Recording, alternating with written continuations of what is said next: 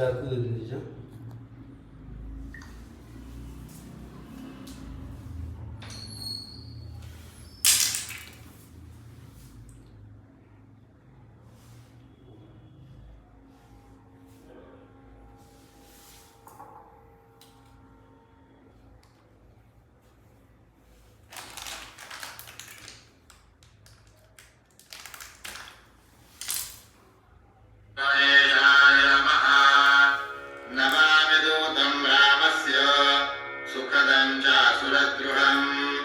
वेदवृत्तं महाबाहुं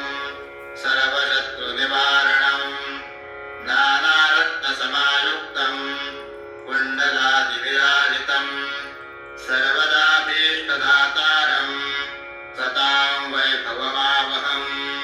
वासिनं चक्रतीर्थस्य दक्षिणस्याङ्गिरौ सदा तुङ्गाबुद्धितरङ्गस्य वातेन परिशोभितम् नानादेशगतैः सर्वैः सेव्यामननृपोत्तमैः धूपदीपादिनैवेद्यैः पञ्चखाद्यैः सुशक्तितः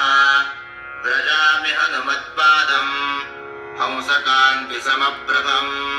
व्यासतीर्थयतीत्रेण पूजितं त्रिविधानतः त्रिवारं यः पठेन्नित्यम् स्तोत्रभक्त्या द्वियोत्तमः वाञ्छितं लभते विप्रो क्षणमासानन्तरं कलौ पुत्रार्थी लभते पुत्रान् यशार्थी लभते यशः विद्यार्थी लभते विद्यां धनार्थी धनमाप्नुयात् सर्वथा नात्र सन्देहो हरिः साक्षी जगत्पतिः यः करात्तस्य सन्देहो स याति नरकं ध्रुवम् श्रीहनुमानस्तोत्रं सम्पूर्णम्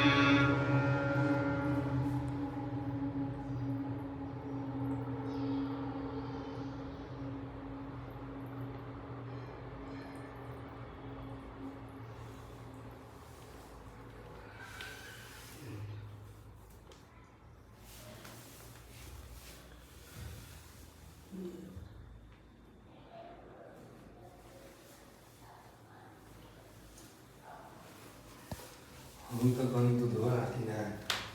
उन्ना माटी में ना